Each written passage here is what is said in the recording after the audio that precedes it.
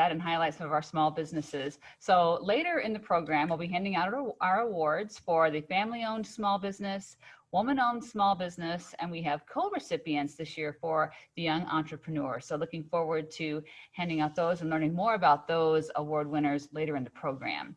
Before we get to our speaker, I do want to have a couple of notes of housekeeping for you. If you can mute your mics, we can also do that for you, but we'll have the mics muted throughout the speaker that we have coming up. And also, don't be alarmed. We're going to turn down and stop your video so we can preserve some of the bandwidth, and it'll help the video come through clearer that you're watching. So if you see yourself pop off, don't be alarmed. All is still well. So delighted to have today. I've just known him now for about 5 minutes, and already I'm looking forward to hearing him speak. We have Mike Veeck joining us today. He is co-founder of Fun is Good, also owner of the St. Paul Saints, and overall, pretty fun guy, I'd say. Now, Mike is a nationally renowned author, speaker, entrepreneur, and college instructor, as well as a marketing, promotions, and customer care expert. Now, he's also, as I mentioned, the owner of multiple minor league baseball clubs, including Minnesota's own St. Paul Saints. Mike shares the powerful lessons of how to create joy and passion in our work world and in our personal lives everywhere he goes. Mike and the Fun is Good philosophy has been featured on the NBC Nightly News, 60 Minutes, The Late Show with David Letterman, and many other national media outlets. And just last week, Mike received an amazing honor by the Society for American Baseball Research. He was named as one of the top 50 off-field figures in the history of baseball. And we get to hear from him today. Here is Mike Veeck. Thank you so much. Boy, my mom at 100 years old, she would love to have heard that introduction because hers would be a little different. Did you mention that 4 major league teams have fired the guy? Mom. But you know, when you're 100, you can say anything you want because your edit is totally gone. You have no edit. And before I start, I'd like to thank you all for having me, especially Mike, Han, and Jill, and Yvonne and Emmanuel, and everyone connected with the South Central Minnesota Small Business Group. The reason that I do that, I normally don't ever do that.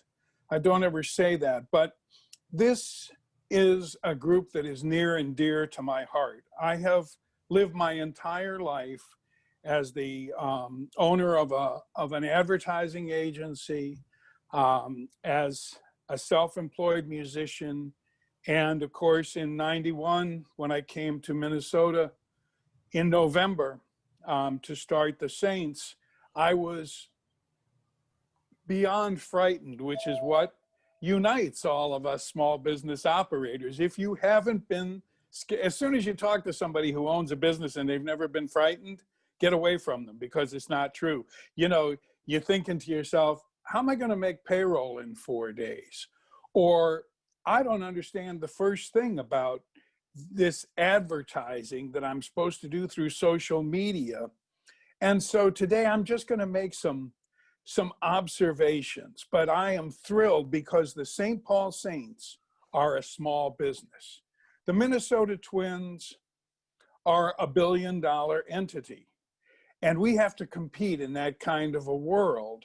And we're a $10 to $20 million business. And when we started all those years ago, my wife and I, we did everything.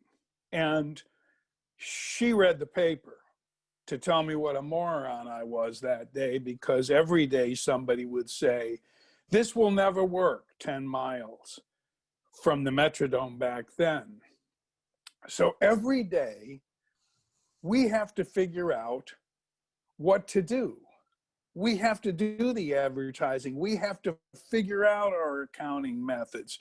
Most importantly, we have to create those ideas that drive the rest of the country. And make no mistake, this is not a political observation. This is just factual, is that for 30 years, the Saints have been creating ideas for my major league brethren to steal. And I'm happy to do that because that's the ultimate form of flattery, and they force you to keep coming up with great ideas. So over the next few minutes, I'm going to make, along with my dear friend Francis, who has a corporate background, so that, you know, we kind of balance that way. He always made me legit. But what does it make? I mean, what does it really take to make a small business work? And every single business, I don't care what you're doing, needs to laugh, needs to have fun, be engaged, know your customers, and choose a growth mindset. Now, this is always funny to me, because years ago, before they became a response to a joke, the Houston Astros I'm speaking of, I saw them dismantled in front of all of baseball when they announced grandly that they had spent $25,000. You heard me right. We're all shaking our head. $25,000 to have research done. And my mentor at the meeting looked at them and said, "What have you done with the information?" And the gentleman, I'm sure he was wearing a power tie. It was 1975. We were still believing the man in the gray flannel suit, looked at him and said, "Nothing. We haven't implemented it yet." So the point is that all we do in Saintsville is constant research by standing at the gates, talking to people, and asking them what we can do to run our business more efficiently, better product, but most importantly, what can we do to make them come back? So here's Fran to take us back a little bit in time to kind of an interesting thing that I remember like it was yesterday, and sometimes I still shudder. So this is a little bit, thanks Mike, and thank you all for having us here. What I like to do is almost go back in time, and I'll sometimes say it's back to the future. And many people on this call can probably recall what happened in 1987 and 1991 in the Twin Cities, in Minnesota, in the upper Midwest. And I will tell you, I asked this question in front of many live audiences, and a person once raised their hand with a lot of emphasis and like this, and I called on the person, and I said, "Yes, what happened in 1987 and 1991? And the person said, "I had my appendix out." And I paused, I had an out-of-body experience, and I thought, that is the risk of asking an open-ended question. And I thought, wow, did this person have multiple appendices? I didn't know how to react. The answer, as many of you know, not everyone, ancient history to some degree, but in 1987 and 1981, Minnesota Twins won the World Series, which is just amazing, because in the Metrodome in downtown Minneapolis, the Minnesota Twins would draw 3 million people over a number of years. And Mike already alluded to it. As a small business operator, he started knocking on the door of Minnesota businesses, Twin Cities businesses, and saying, "I am going to start an unaffiliated minor league baseball team," pause, you now know, 7 to 10 miles from where the Minnesota Twins are drawing 3 million people. And he's going to do it in this truly ugly concrete slab called Midway Stadium with train tracks all around. And what I love about successful businesses, what I love about small business operators and people that are out there trying to make it happen every day, is that against all odds, through the things that you're going to hear about today, incredible things can happen. And by the way, this stadium was so ugly that on broadcast news, Mark Rosen called it possibly the ugliest stadium in the US. How does that make you feel, Mike? You know something, Fran? The city charged us $200 a game, and it was payable only in cash and before the game started. It was really hurtful. So as Mike knocked on Twin Cities business doors saying, "I've got this concept and this idea," it was about passion and engagement and taking care of customers. And some people believed it, many didn't.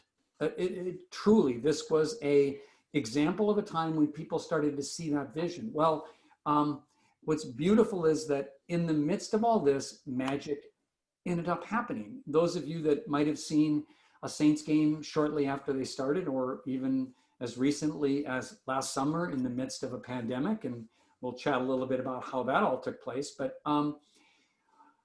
magic happened. And what I want to do now is show you a brief clip of what happens in that ballpark and how this all started. This is from a clip from a documentary called For the Fun of the Game, and it highlights a lot of what the Saints are all about. So take a little trip into the past up to the current time with the St. Paul Saints. I thought the idea of operating and making up kind of your steps as you went along was irresistible. When we first came in, I kind of thought I'd have a hell of a lot of fun, 2 or 3 years, lose money, and then we'd be off to something else.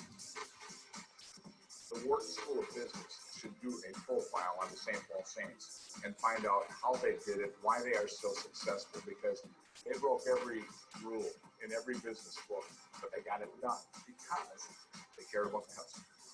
13 minor league teams opened and closed in the first 7 years of our existence because they looked at the Saints and they said, hey, look at this.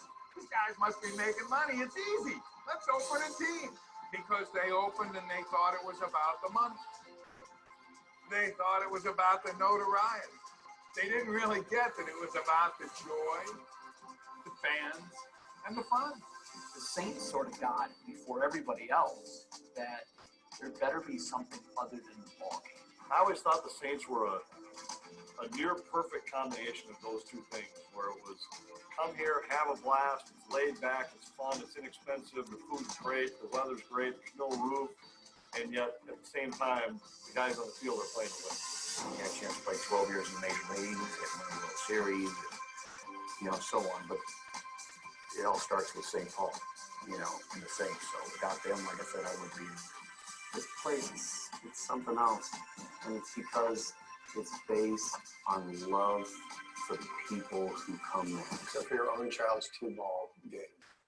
It is the most fun baseball experience that is possible in the United States of America and the world. So if you, That's something. Go ahead. Coming from a Cub fan, let's face it, his logic is suspect at best. So. So if for a minute you thought that today's presentation was going to be about baseball, while that's at the heart of some of this, it's really about realizing what's important at any moment of time and where you want to spend your energy and your effort as a small business owner. And so you saw a chef kissing a pig, and you saw fans wrestling in sumo suits. You saw an ear, a nose, and a throat racing around the ballpark. You saw a gigantic, actually the largest pillow fight. But what you also saw in that video was the inner workings of a wildly successful business that knew what it wanted to be. And it had this burning desire to take care of customers, to be passionate and very involved in what it did, and to know what was important. And as Mike said earlier, as the video says, if this was only about baseball, it wouldn't exist. But it was about fun and passion. Think of some of the snippets that you saw that talked about creating long-lasting personal relationships and connections, which we as small business owners have to do all the time, and operators. One of the quotes was, I thought the idea of operating, making up your steps as you went along was irresistible. I mean, that's about change and being willing and open and adaptive in the midst of change. Well, oh my goodness, we're in the midst of so many right now. Change spurs innovation, which is one of the key things that is instrumental in any business.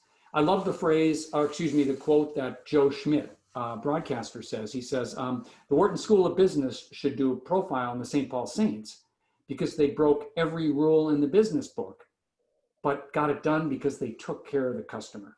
That's at the root of what every small business does. It's knowing your customer, and that's so important, and Mike will talk about that later. A phrase that was used, it's about the joy, about the fans, and the fun. That's about the customer. It's about having fun, taking your job very seriously, but not necessarily taking yourself so seriously. And then one of my favorite quotes in that little clip is the word love is used. They said this worked because of love. And to use love, well, I mean, yeah, there is a business component to building an organization and having your heart in it and to really care about it. And it's the way to describe the magic of that business. So one of the big reasons that Mike and I, and what you'll hear about today, of why we do what we do is that there are huge challenges out there. And from the time that this slide was put together, just even in the last 6, 7, 8, 9 months, we know that there's a lot of sadness and unhappiness out there. Employees are unhappy in what they're doing. Look at that data point that says 18% of employees admit to taking out their unhappiness on other employees. That's a sad situation, and we know we need to take care of that. But the hope is that when employees and customers and everyone becomes engaged, the data shows that productivity goes up and profitability increases. All the metrics that we want to have in any business, especially a small independent business, are positive attributes. And also, that's professionally. Personally, we know there's benefits. When a company or an individual has fun and loves what they do, natural endorphins are released. It's like a workout. Our immune systems are healthier. People recover better from medical procedures and actually live longer. And a data point I like from a large human resources research project said the 2 most desirable traits in leaders are strong work ethic, which absolutely, we've got to do our job well. This isn't about being silly all the time, but it's about having that sense of humor. And that makes such a difference. And we even like to be childlike in everything we do. That's something that business has lost. Children laugh 400 times a day, but by age 35, we only laugh 15 times a day. That's such a sad data point. Why have we stopped laughing and enjoying ourselves? What we do at Fun is Good is we believe that if you're passionate about what you do and you work in your strengths and you have fun and you're creative, then all these great things happen. Employee engagement leads to employee retention. Great employees stay. And by the way, this is an interesting thing, and most of you on the call understand and know this, but when you are surrounded by people that love what they do and they care and they're engaged, the people that don't want to be there, that percentage of people that are trying to take it on other people, don't feel good being in a company that's engaged and moving forward. So they find themselves out of the business too. So positive employee retention leads to customer retention. The elated customers enhance the brand and even sell more products along the process. So that's important for us. Something we always like to realize is that people say, well, in a business perspective, you're talking a lot about a minor league baseball team. It's easy to have fun. What we have been fortunate enough to do is work with many, many, many companies that are way outside of the sports industry. And here's an example of one. We worked with Boston Scientific and spent a number of days with them on their campus and spent time with their leadership team and their entire staff on a certain campus. And here's a company that is literally in the life and death business. They make devices that go in your heart, but at the core of what they do, and they have this on their wall, is the word fun. And the little satellite objects that go around fun, the important concepts about spontaneity and celebration, engagement, inclusion, and recognition are important to them. And the funny conversation we had as we work with them more and more, and they said this to us, but wouldn't you rather have a device put in your heart made by someone that was having a good day and having fun than someone that wasn't? And when I hear that and think of it, we share that with other companies. We work with very serious companies that are very involved in the financial business world and take care of your assets and resources, all different kinds, and they understand and appreciate that whole benefit of fun. So with that, I want to, Mike, lead it back into you and talk about the importance of understanding, knowing your customers. We always think as entrepreneurs and as small business operators that we're asking the right questions. But the real truth is that as many of the right questions as we ask, we have become a society that doesn't spend enough time listening.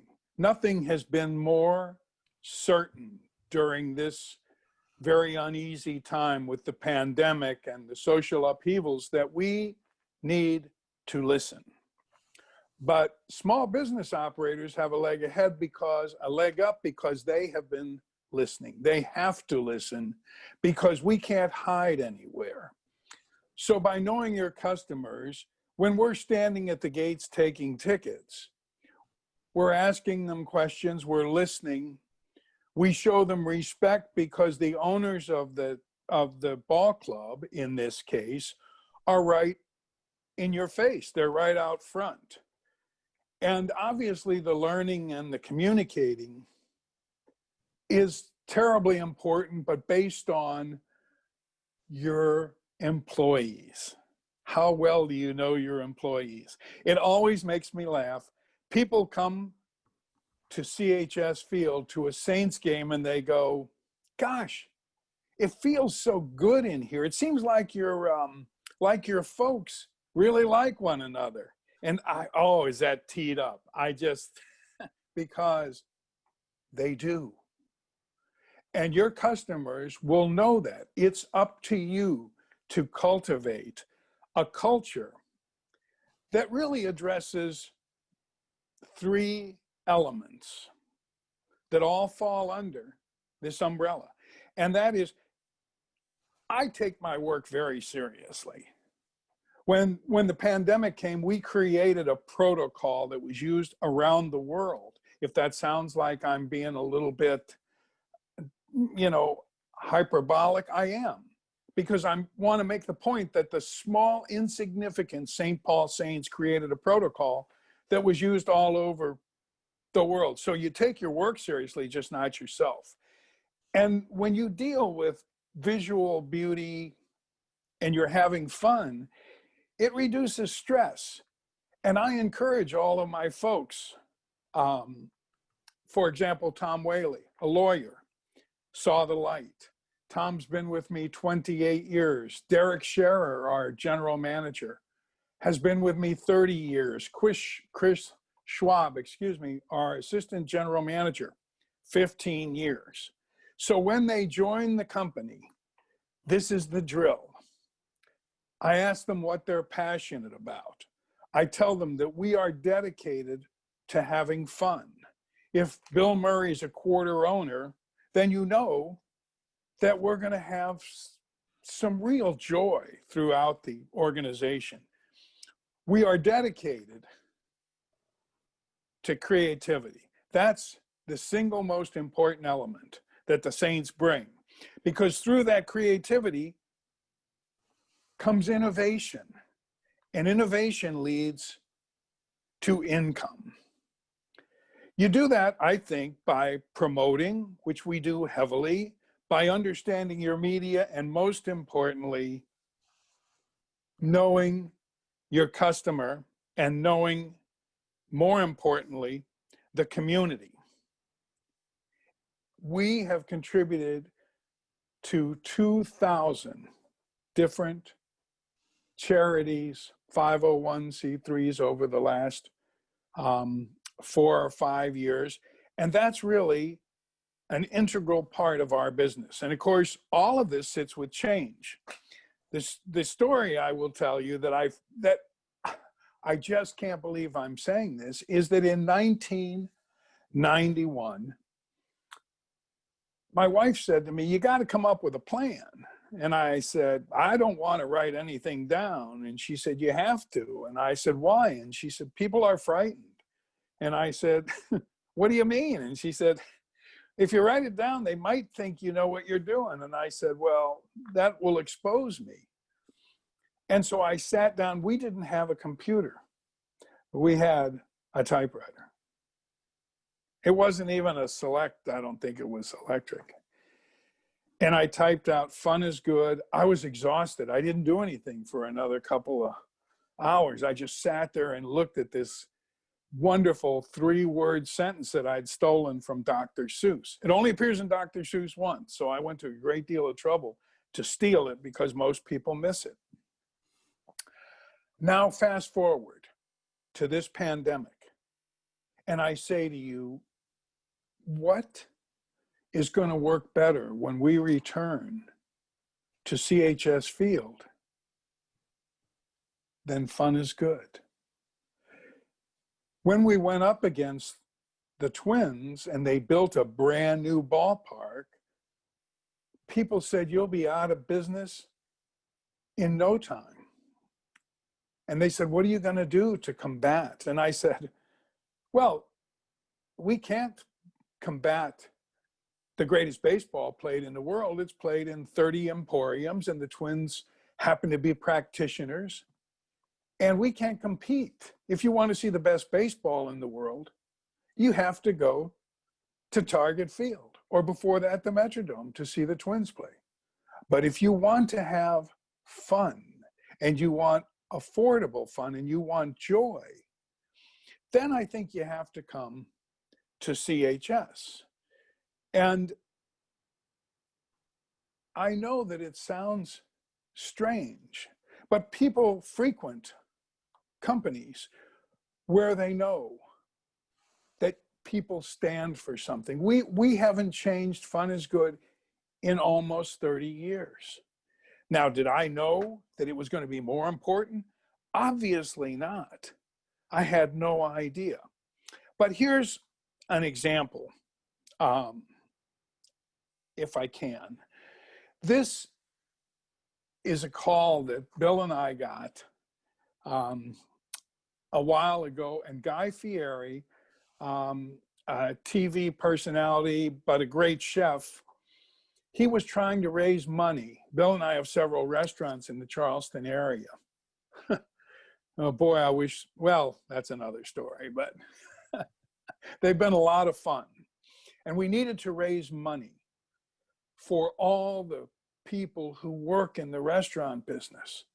This has just been a disaster for them. And so we were desperate to try to find something to do. And Guy Fieri and Bill put together this little video that I'm going to show you.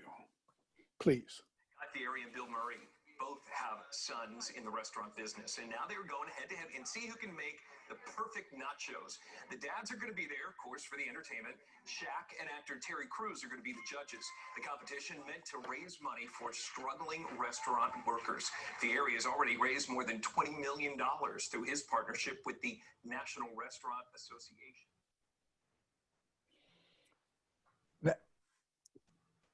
Is it possible to go back to that slide or that of the set? Oh, no, no, I'll lose it. Sorry. I don't okay. have that set as the closing Well, one. that doesn't matter. Anyhow, Bill called me and he said, you know what people are missing? They're missing the fact that each time they do a Zoom call, they have to build their own set. And I was like, that's easy for you to say, Bill, because, they're going to come and do the Late Show with you in your bathtub, just being stupid. And that's brilliant. But I've got the Saints. I really need to produce some reactions and some results from the relationships that I have. And he said, well, that's fairly easy too. Why don't you pay attention for once and stop talking? Remember, listen? So I thought that was kind of nice. What I needed was a promotion that over-delivered. So we had more fun building this. We raised an additional $5 or $6 million. So the end of it ended up being $26 million. But there are two things that happened. Bill wore an Ecolab jacket for the entire hour. Ecolab is one of our founding partners. There were only 10,000 Facebook views of this live, just to give you an idea. But the pass along was magnificent. It was unbelievable. So yes, it's a wonderful thing that we did raise all this money for a community that's very important to all of us.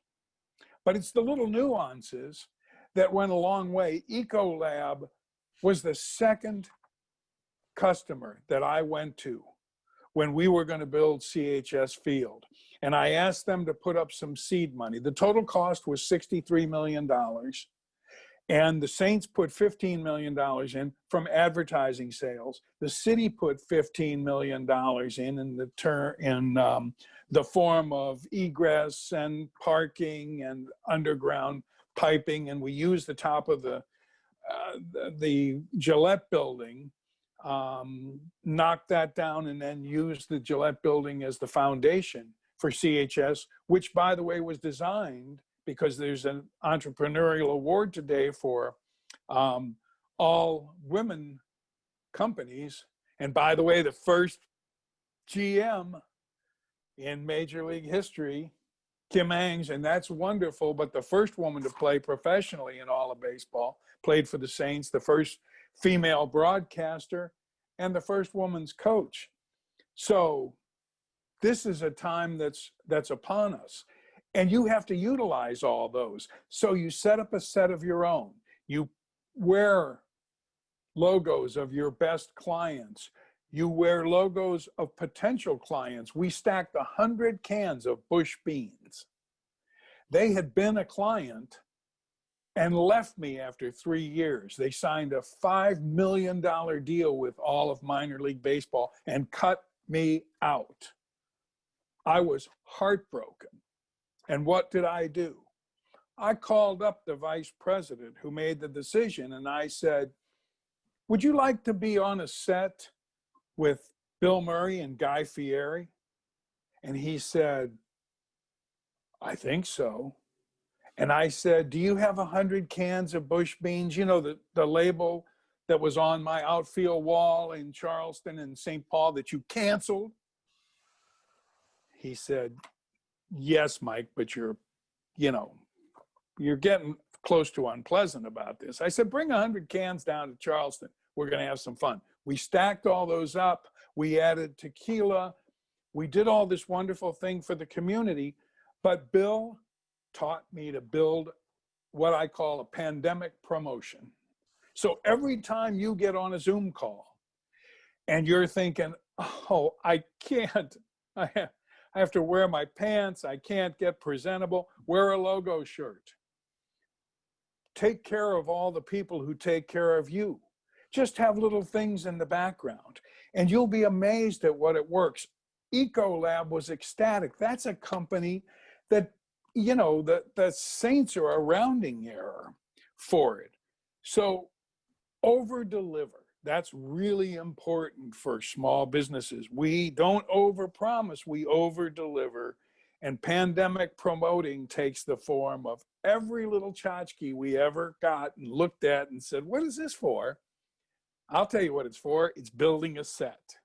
It'll help. And so I think one other thing, and then I'll kind of go quietly. I know Fran's going to tell me I went too long on this one, but I'm just so passionate about this. Do you have the slide of us standing at the gate? Because this is a great story. Yes, you can see that Bill and I are standing together.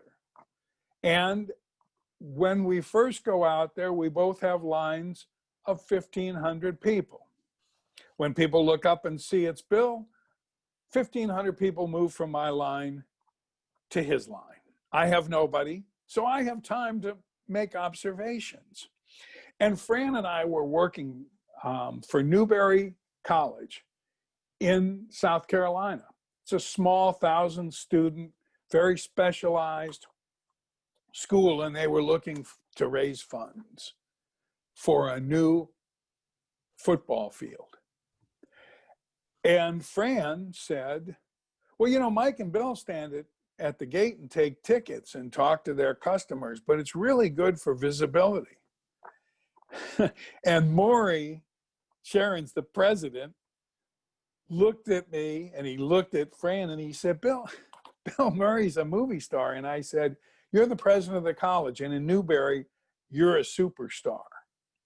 You run the most important business in town. And if you stand there taking tickets with your lovely wife, you will get more information, more visibility than you ever needed. And what happened, Fran? Yeah, well, he ended up from initially resisting it and holding his breath, saying, I was afraid I was going to get tons and tons of critique. He ended up getting people saying, I want to pose with you as an alum. I want my grandchildren to pose with you. He and his wife, who's a brilliant professor at the school, also ended up having this incredible experience together where they learned so much, and they ended up using that feedback to make changes. So it went from huge resistance to incredible feedback that he received he never thought he'd get. The reason that people are doing business with you, and please, I don't want this to sound like, you know, beware of the man who calls himself Honest John. I'm just telling you that there was no chance the Saints were going to survive. And I was really terrified. And when you add to that the fact that Patrick Royce and Sid Hartman, neither one liked our effort very much and spent a lot of time saying what a dumb idea it was. You know, I talked big, but I went home at night and I was scared to death. And my dad had a wooden leg, and Sid Hartman did have the greatest line in the history of the world as far as the Saints were concerned. He said, it's too bad that Mike's the way he is, because he's not even a splinter off his father's leg. And I was like, I was crushed. And Royce, I can't get into, because finally we made peace, and I kind of liked that, but it was 25 years too late. So, you know, when you're up in the middle of the night and you have that idea and you write it down or you type it into your phone and you just can't get it out of your head, that's called creativity. That leads to innovation. Every single one of us is capable of that. One of the worst things in the world, and one of the easiest ways to fail, is to create a culture where someone says, oh, I'm not creative, I get it done. That's terrible.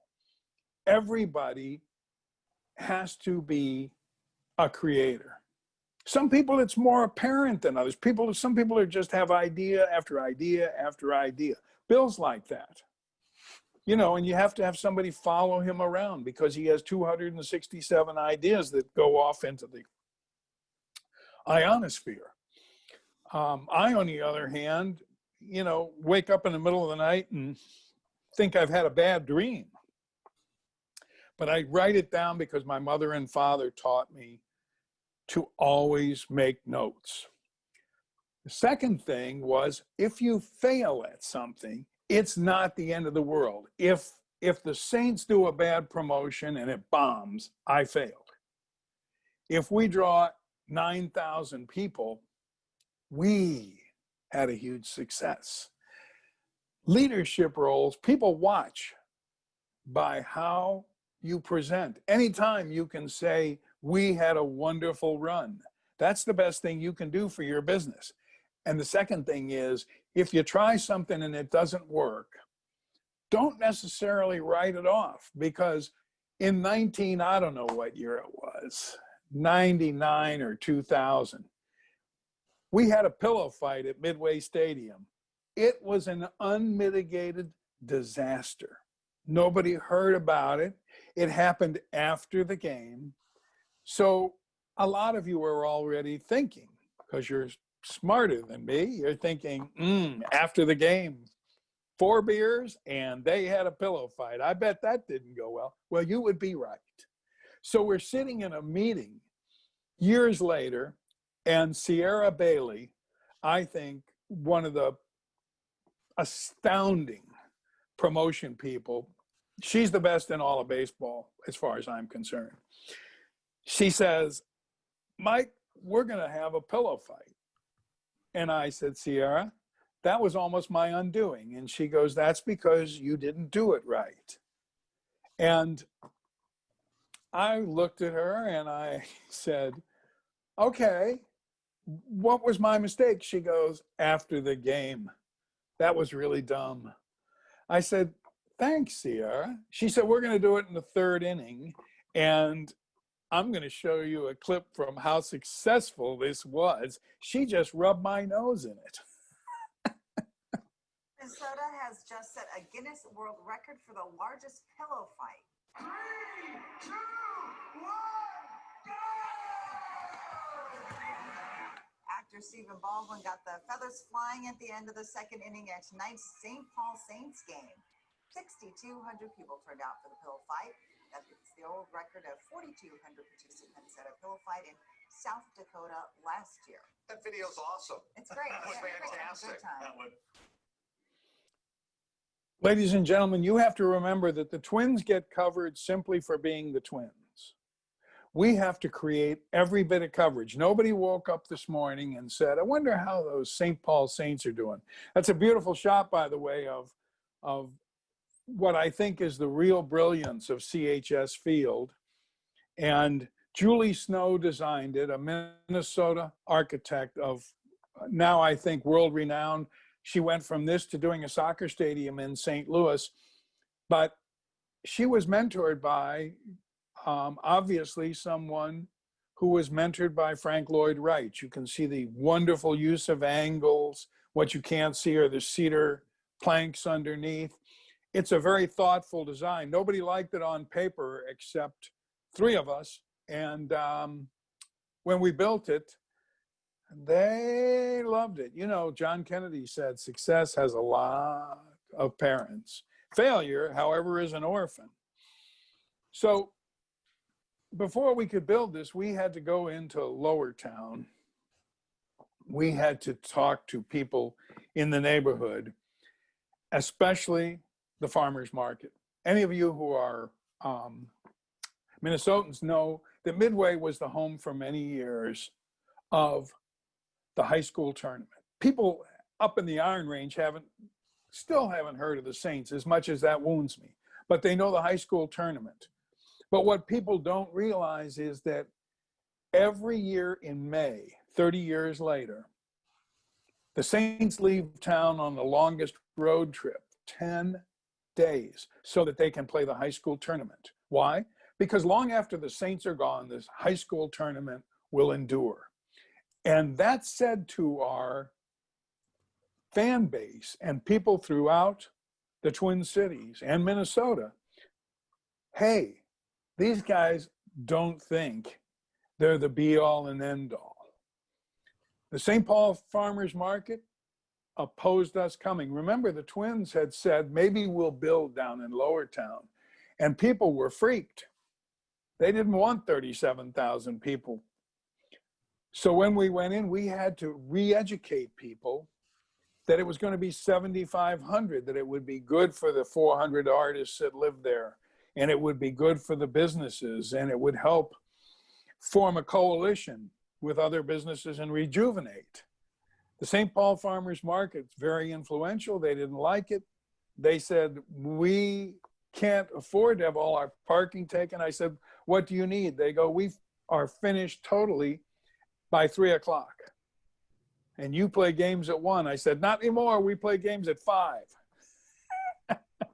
So you listen, and now we sell art at every single game. So as Fran always tells me, we chose a growth mindset.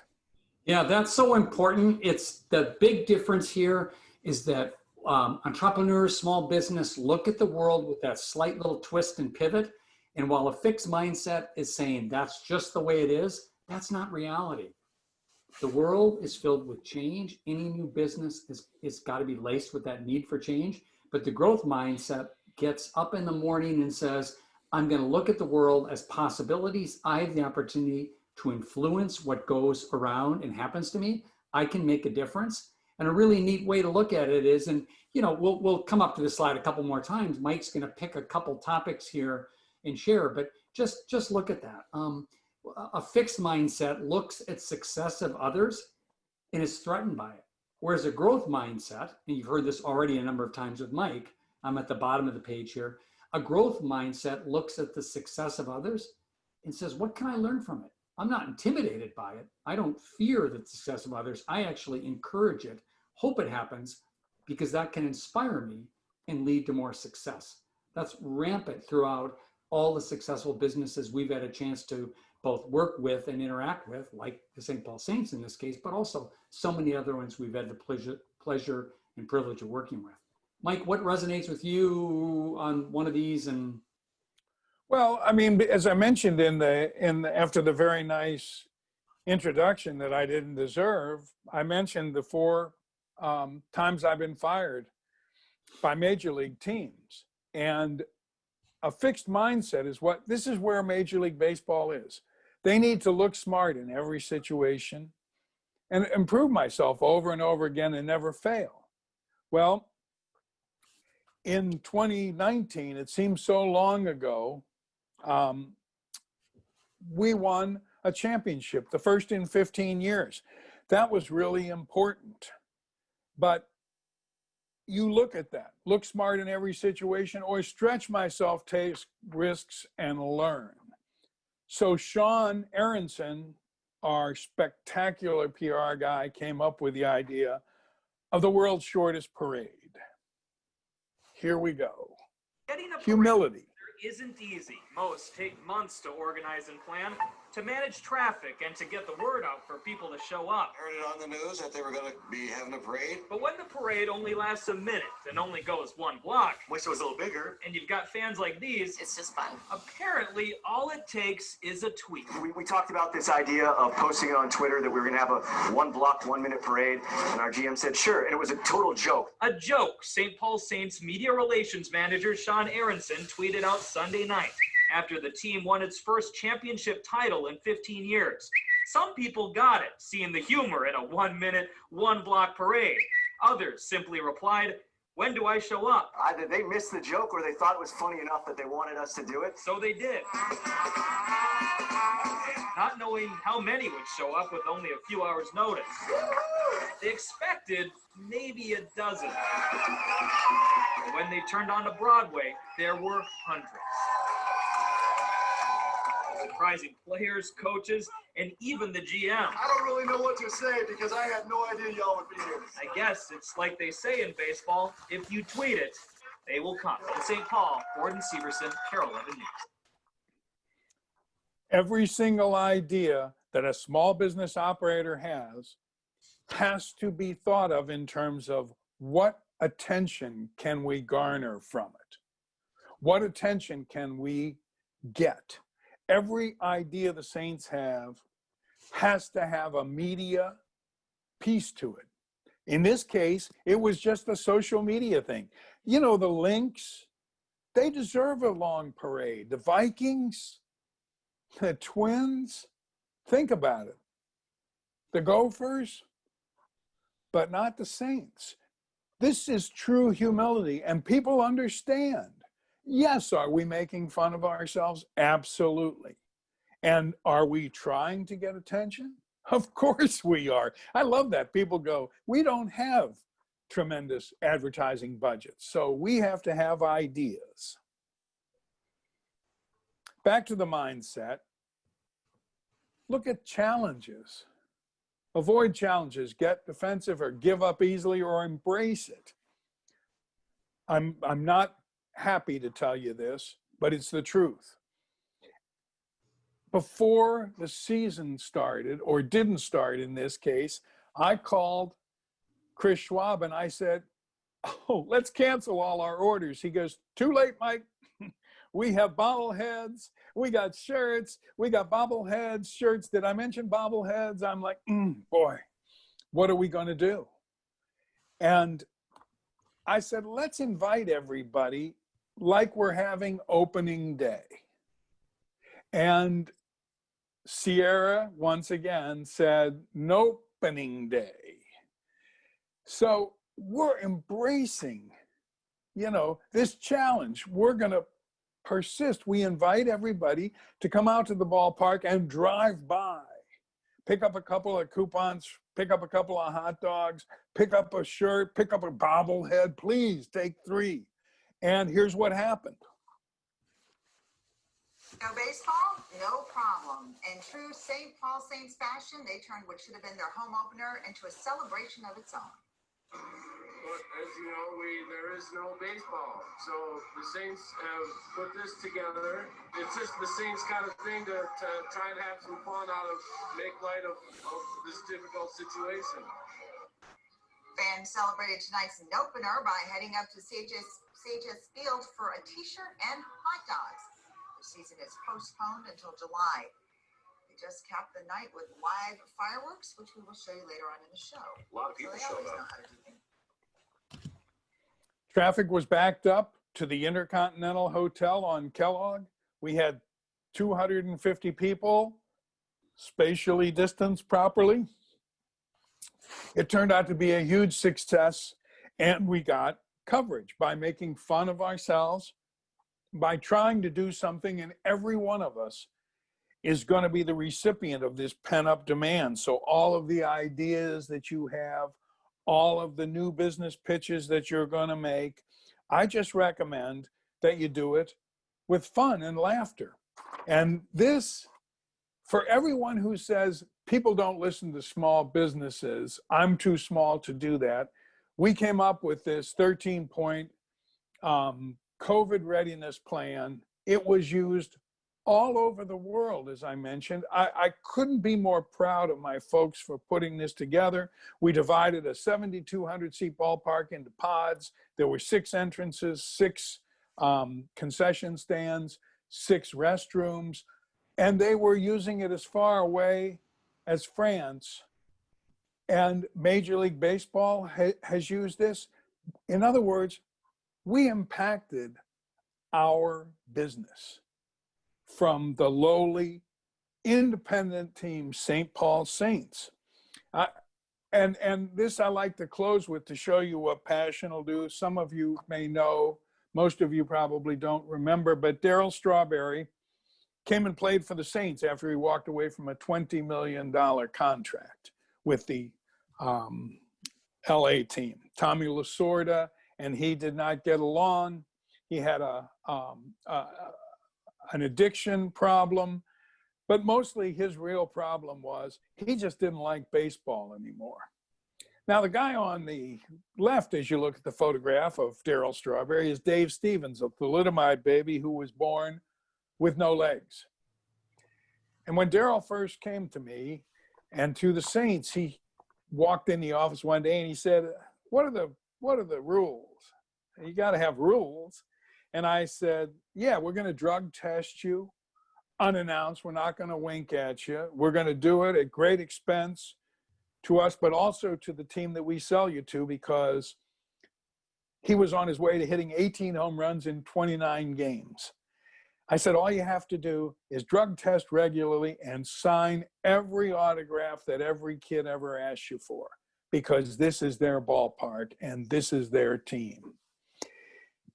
So he and Dave Stevens hung out, and that's Dave Stevens getting an actual at-bat in a preseason game for the St. Paul Saints. That was his dream. And one day, Darryl knocks on my door, and he comes in, and he said, there's 2 things I have to tell you about St. Paul. And I'm like, okay. You're going to the Yankees. I hope you remember us. Thank them for paying so much. He said, the first thing is I want to thank this city and the Twin Cities for restoring my love of baseball.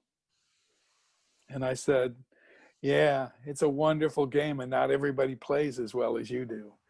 And he said, and that second thing is tell Dave Stevens that I never forgot that every single conversation I had with him started with, what a great day it is. Aren't you happy, Darryl? Passion. He rediscovered his passion for a game. And there's a lesson there for all of us. It's never as bad as we think. And it's up to us to make it better for everybody, which makes it better for us. Thanks.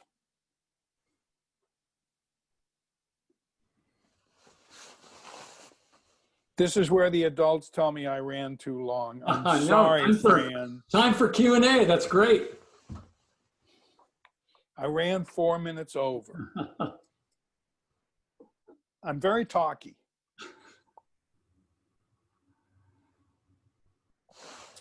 Thank you, Lindsay.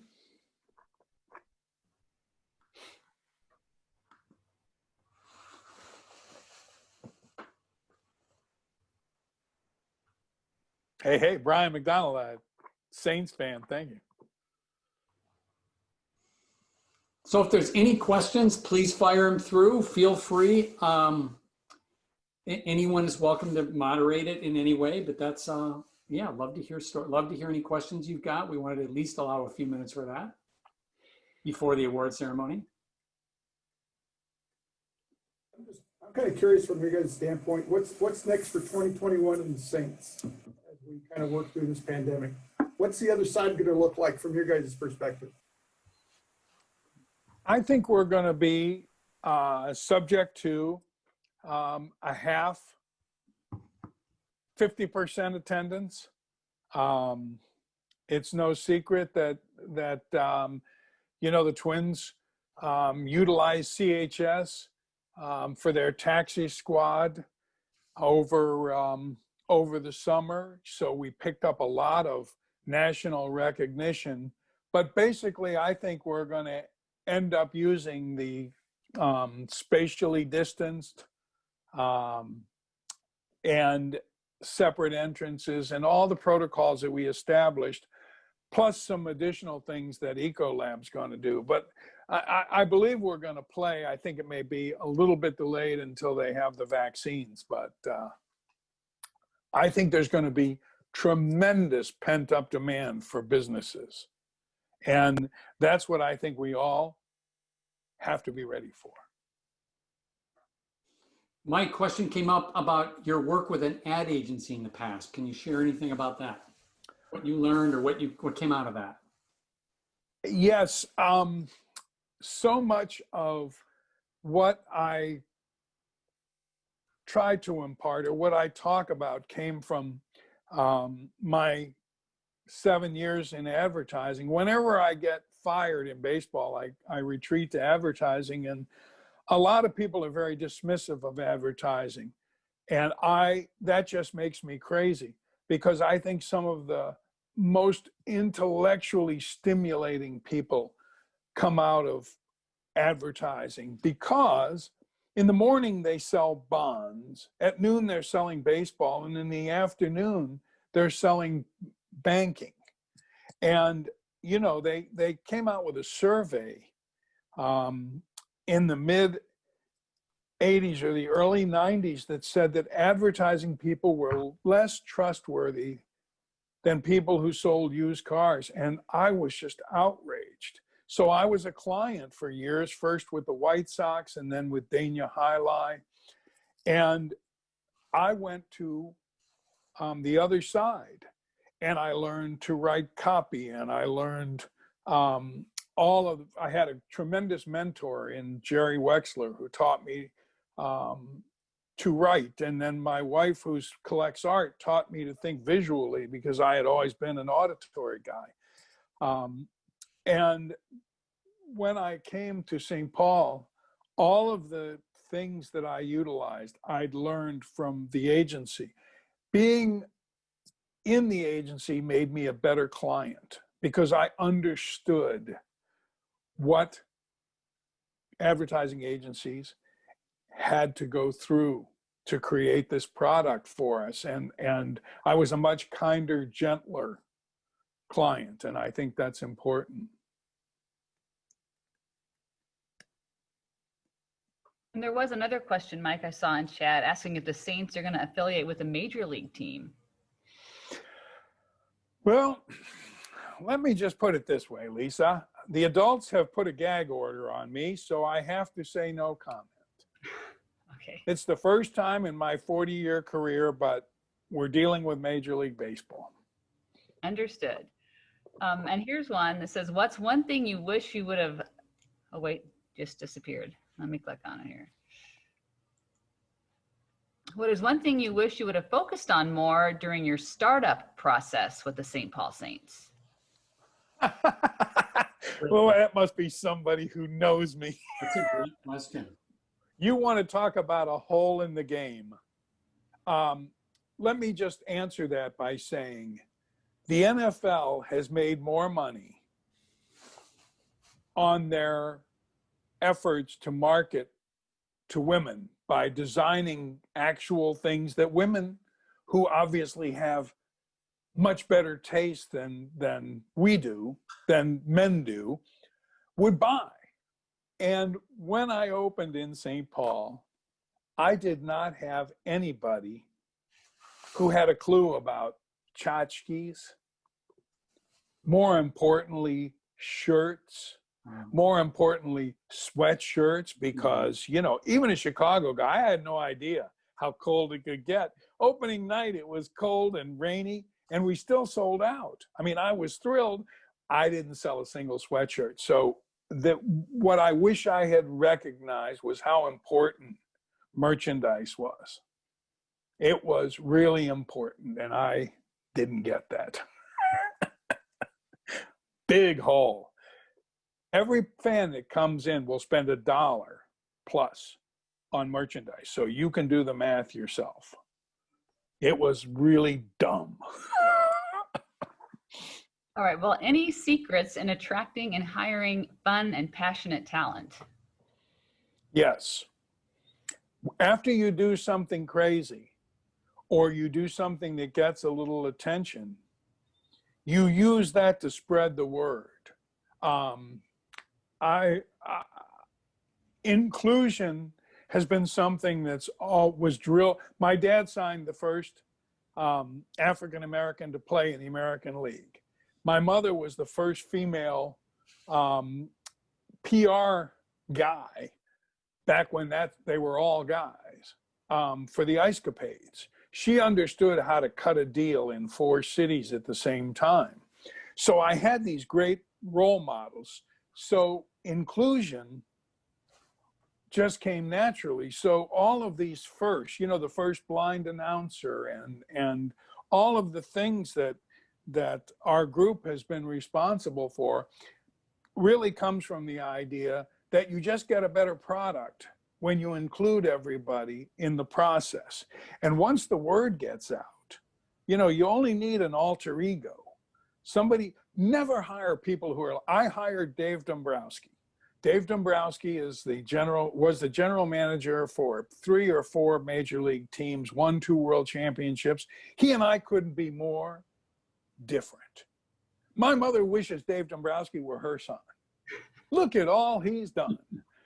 So you hire people who are smarter than you are, who are very different from you, and then you put the word out. You say to somebody, Annie Heidekoper was one of the great hires. She stayed with me 25 years until I wore her out. She left for the Twins for a while, but Annie Heidekoper was the soul of the St. Paul Saints. And she listened to the radio show one day, and Sid Hartman said, Mike's dumber than a stump. And she called me up and never left. She worked for the next 25 years. So there's people out there, and you have to ask. You have to ask constantly, where is the person? Is there somebody out there who has these crazy ideas all the time? Where is that person who's buttoned down, who loves to wear button-down shirts?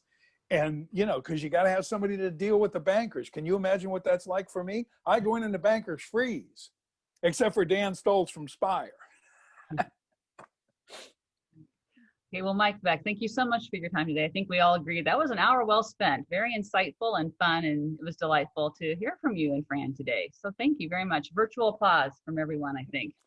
Thank you so much. It was a real honor, and congratulations to the winners who are coming up, and to the people who don't win. It's still creativity, and that's what we want the most of. All right. Well, thank you so much. Thank you. Yes, and now we'll move on with our program. I want to introduce Brian McDonald, District Director, and Twyla Kennedy, Deputy District Director for the U.S. Small Business Administration, the Minnesota District Office, and they're here to present the SBDC Center of Excellence Award. Great. Yeah, thank you so much for having Twyla and me from SBA join today. It was great to hear from Mike V and Fran speak and to get energized from their clear passion on being a small business operator, on having fun and knowing your customers, but also being an innovator all while staying humble. So great to see that. And as a personal note, I grew up in Rochester, New York, which is the home team of the former AAA team for the Twins, the Red Wings. And now as a Minnesotan, I'm definitely excited and rooting for the Saints and on their continued growth. So normally each year our SBA district team joins this event in Mankato, and it's always a highlight for us. This year, along with highlighting small businesses, we're thrilled to actually give an award to the SBDC.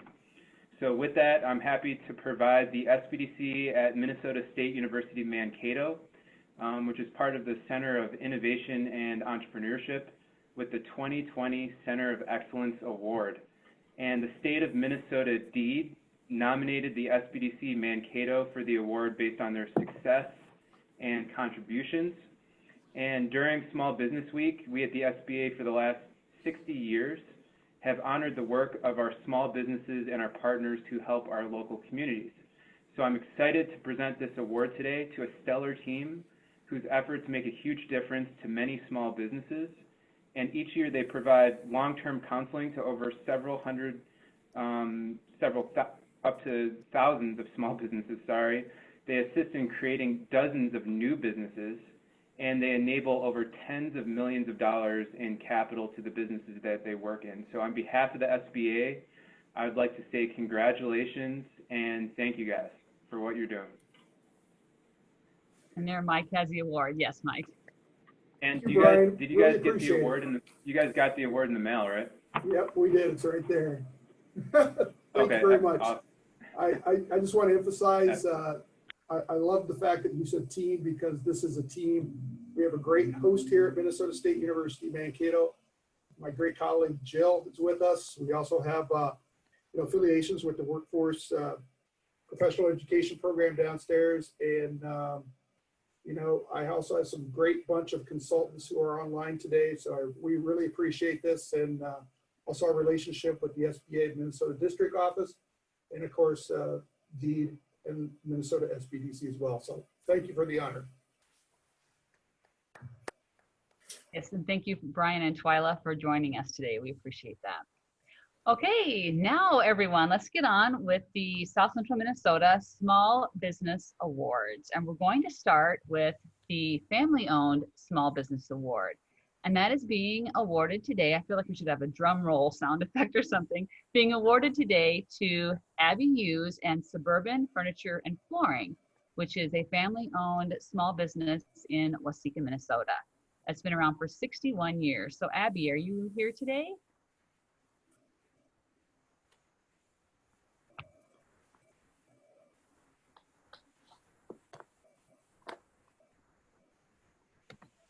All right, can you hear me? Yes, congratulations, Abby. Oh, perfect. Hi, thank you. Tell us a little bit about your business. Sure, so we have been in Waseca for 60 years. My grandfather started it in 1959, and my dad bought it from him, I want to say it was in 1990, and I bought it from him December last year, so I've owned it almost a year. Right. Well, congratulations. Great timing, huh? Yeah. On the award today. Yeah. And we'll come back with a few questions for you in just a moment, Abby. Our next award today is for the woman-owned small business. It is owned by Sally Wennis and Nicole Panko. So congratulations, ladies.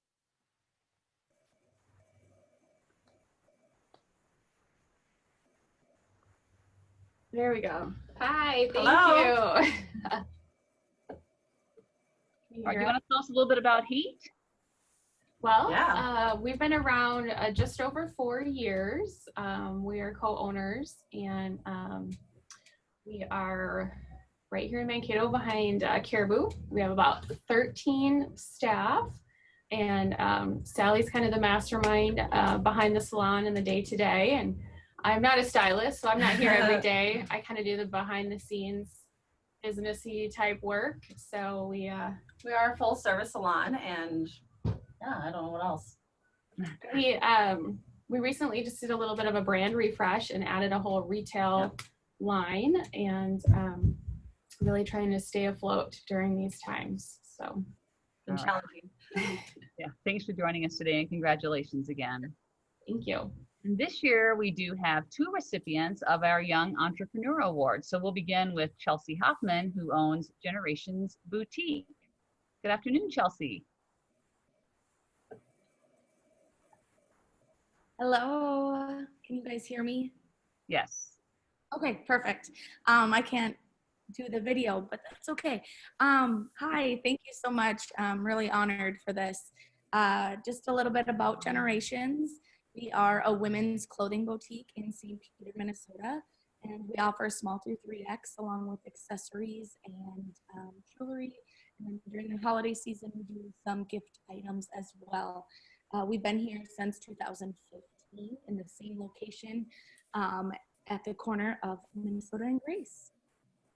All right. Well, congratulations, Chelsea. Thank you. And also today, a Young Entrepreneur Award being given to John Ruprecht of Cubic 3D. Hi, John. Hey, can you guys hear me all right? Yes. All right, cool. Yeah, thanks. It's a real honor to get this. You know, I've kind of been following some SBDC stuff for a while now. Went to college in Mankato, so been around it for a long time. Cubic 3D is a 3D printing company, so we just do essentially micro manufacturing of different lines of things. So this is kind of somewhere in between full-scale manufacturing and, you know, one guy making one part at a time. So we just build kind of runs from anywhere like 10 to under 1,000 parts for different people. So that's just a little background on what we do. But yeah, thanks for this. It's a great honor to be here and have some recognition for that. So thank you. Oh, good. Well, again, congratulations to all of you. And we're all applauding you here where we are, sitting and watching all of you. I do have a few questions for each of you, if we can maybe get to know all of you a little better and more about your businesses. Abby, we'll start with you again. What does it take to maintain a family-owned business for multiple generations? Well, I kind of have a 3-part answer for that. So passion, which I know we talked about a little bit today, is number 1. I remember growing up and my parents every night after work would sit down and talk about the business every single night. That's like our I grew up here, right? Our whole family has revolved around it. And it's because they had passion, and I have that too. And if you don't have that, it can't sustain you, you know, for how many hours a week you work and all of the thoughts and all of the feelings that you have. You have to, it all comes down to passion. My second part of it is that I think of my employees as my number 1 customers. Like if my employees aren't happy, then that shows through with our customers and the people that walk in the door. So they're my number 1. They're more important than my customers for me because they are everything. They are what keeps this business rolling. And my dad has always kind of had that, you know, viewpoint as well. And when your employees are happy, then your customers are happy.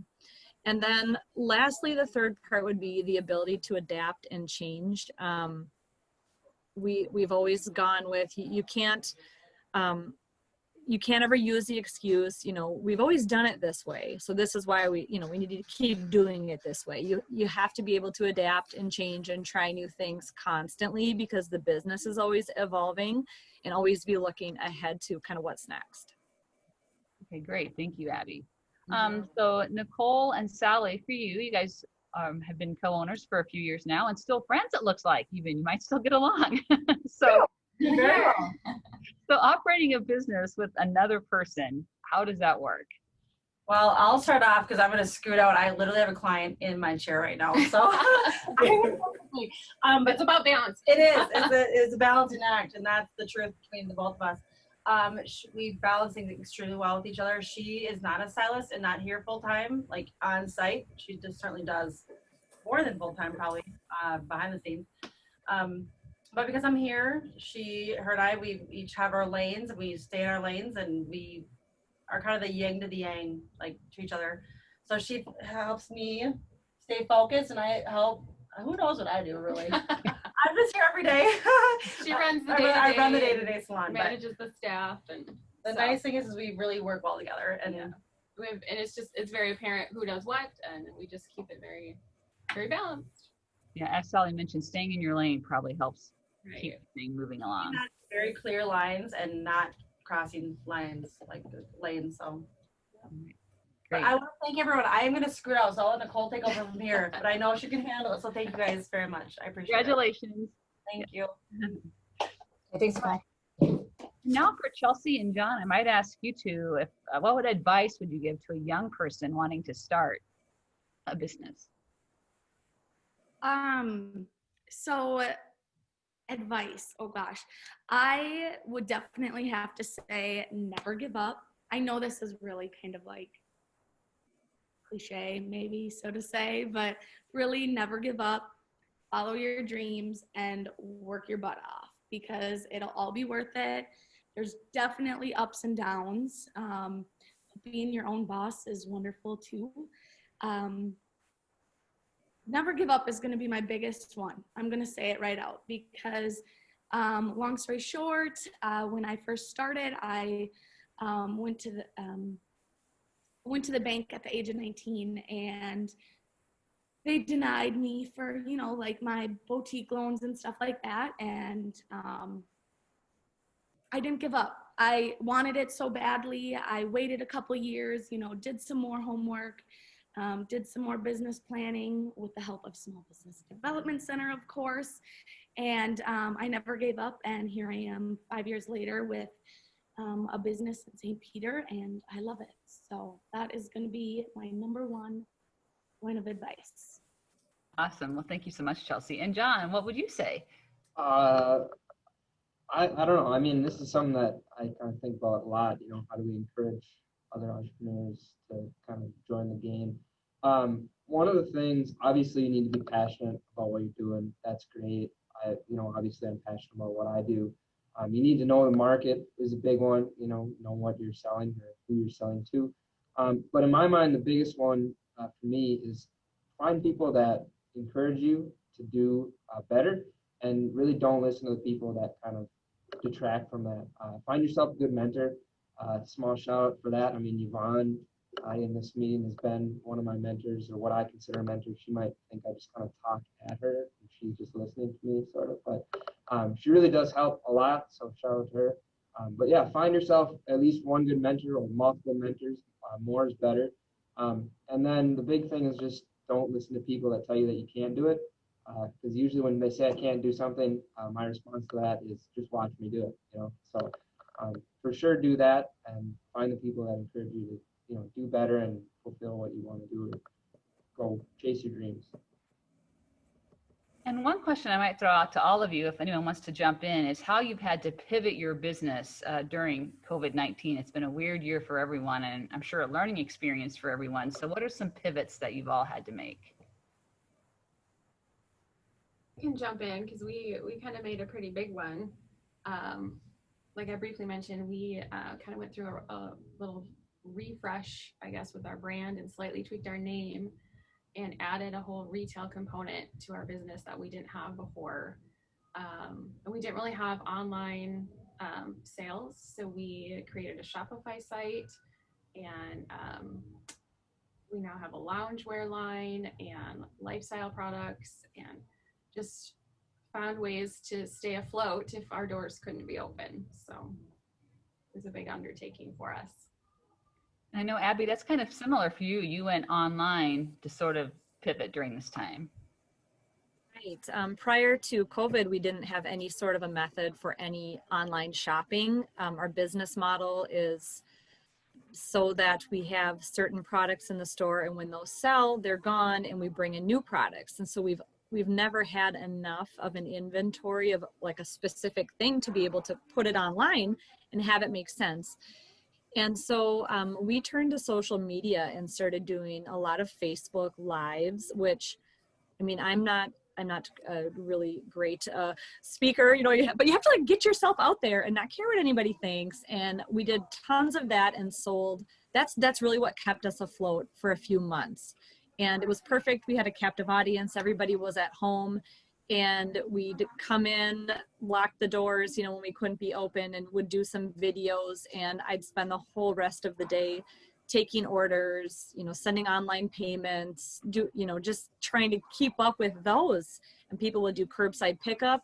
It was amazing. And now we've realized that we've captured a huge audience that we never had before of local shoppers who don't want to come into the store. They just want to, type a little message, swing by, pick it up, and leave. And so it's been hugely successful. And I wouldn't have learned that or done that if COVID hadn't have happened. So it's really opened some doors for us, and we will continue doing that even if everything, goes back to normal at a certain point. It's been really great. Yes, a good example for both you and Heat, how what was a challenge has turned into maybe a blessing and a new direction for your business model. Mm-hmm. Kelsey, John, anything you want to add on pivoting? I don't know how that affected your businesses. It definitely did, with our store being more of a storefront. We did have a small online appearance, but we definitely upped that. We now have pretty much all of our clothing online, other than like our accessories, just because we only get a few of each, and then when they're gone. We do different things. But now we have online. We pushed online sales during COVID. And like Abby said, you got to do what you got to do. You got to put yourself out there. You got to do live videos on Facebook. We did those just to show kind of what we have, how the style fits, and then go forward that way. We have online, and then, like I said, the videos. So that helped us definitely stay afloat, although our storefront is where we do make our money. But now we have that online option available, a little bit more faster, more options, all that kind of thing online as well. So that's definitely helped us. Perhaps maybe different than some of the other examples. We didn't really, we already have this online presence where we already sell some stuff online, which is kind of like our landing page, point of contact with new customers. But with existing customers, for us, since we're more of like a service base where we provide a very specific product to these people, something that they essentially custom ordered, finding new ways to communicate what we're doing on our end and how the design is changing. Because there's this misconception going from 2D idea to a three-dimensional design, and then presenting it to them, back to them in a 2D format. So finding ways to kind of get this 3D format to them via Zoom or contact us or whatever it may be, even without sending them. It's not really practical to keep sending, if we're doing 12 iterations of a product, send them, one a week. We'll be doing that for 3 months or something. So that's too long of a timeline. So to get them kind of this 3D idea to them in the most efficient manner has kind of been our main challenge. But finding new ways to do that, Zoom has been good, or just showing them our screen on Zoom too, and they can more conceptualize the 3D model. All right. Well, thanks to all of you for sharing more about your businesses. And again, congratulations to all of you on the South Central Minnesota Business Awards. Thanks to Mike and Fran for joining us today and sharing your stories. And Mike, I don't know if you want to wrap it up, or should I say goodbye? You bet, Lisa. I just wanted to tell everybody thank you to Lisa for being our host today. She really did a fantastic job with Connect Business Magazine and KUIC News Now. Thank you, Lisa. Just a few items. Just wanted to mention that we do have a Startup Smart, which is coming up on December 8th and December 16th. You can register for that through our website at myminnesotabusiness.com. I'm sure Joe will put that into the chat format. And this is kind of a trying time for businesses. And if you need some help, maybe checking that cash flow once every 2 weeks, once every month, maybe this is the time to do it. And get in touch with one of our consultants as well. I know Yvonne's got some things that she wants to talk about for the rest of this week. And Mike Veeck, I'm going to put you on kind of back on here because we have some students that are part of this program today. We'd like to get your input as far as what would you recommend students to do that are thinking about entrepreneurship. So Yvonne, go ahead and go first. Sure. Hi, everybody. This is part of Global Entrepreneurship Week, and it was wonderful. I was taking a ton of notes, Mike and Fran, things to share with my students, and I'm hoping to share the video with them. So much fun. And I love the idea of incorporating fun into what you do, and I'm going to be talking about that, I guarantee, in class. Later on today, we have 2 more events, and I put a link in chat for you that goes to our Facebook page. It lists all the events. But Maha Abu Elanin is absolutely amazing. And she's going to be speaking at 4 o'clock today for Global Entrepreneurship Week. She's joining us from Dubai. She works with Gary Veeck. Gary Veeck is a public relations and media communications guru who's known around the world. They work with clients like Bono. They work with big Fortune 500 organizations and governments to do messaging in the Middle East. So she'll be fascinating at 4 o'clock today. You get a chance to meet her. At 6:30 tonight, we have Big Ideas, how to enter and win venture competitions. And that'll be a lot of fun. We'll be talking about the Big Ideas Challenge and a brand new high-tech division that we're going to be introducing tonight. And tomorrow we have 2 events, a pitch competition where you could win $250 and get a bunch of advice from some business experts. And then we're having Better Business Bureau come in and talk about something that Mike talked about too, which is that importance of knowing your customers and putting your customers first. They're going to talk about customer service, starting with trust. So I hope to see you all. Thank you, Yvonne. And I just wanted to say that I think the Center for Innovation and Entrepreneurship also provides us with a lot of support through the Small Business Development Center. And I appreciate our partnership on our collaborative efforts for the past 3 years I've been here and as we move together as well. Mike, put you on the spot. I'm going to let you close us out. Well, thank you. Several of the things that I heard just made me reflect. And one of them was work hard. And I was never even approaching being the smartest guy in the room. So I took my position easily, but I could outwork anybody. And Yvonne just proved there are teachers, there are business owners for the entrepreneurs who want to get started. If you want to get started in sports, for example, you come to the Saints. Go to a minor league team where you can learn all the facets of the business to see what it is that you like and what you'd like to do. But there are people out there who will help teachers recommend a business, hound people, and look for exactly what you want to do. Take something that they're doing and design something that does it better. And I know from the people who won the awards today, you know, that you can do that.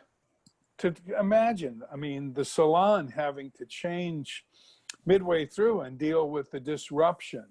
And the G store was just wonderful because I would have a relationship with high schools and colleges and try to get just a couple of items in. So find that teacher, find that mentor, get them to recommend somebody, find the business you like better, and walk in the door with a design. I had a kid who walked in one day and said, I've got a promotion for you that's better than anything on your. I hired him and he's still with me. And it was better. So you can do it. You just have to get to the right person and keep trying. If you go to the major leagues, get used to them not calling you back. They're more important than God. All right. Thank you, Mike and Fran, for your presentation today. And thank you, everybody, for being a part of our Small Business Awards. We will bring it back in 2021, so there'll be a nomination process, and we will probably release that sometime during the first quarter of 2021 on the actual date that we will be doing it. So once again, thanks, everybody, and have a good afternoon. Thank you all. It was an honor.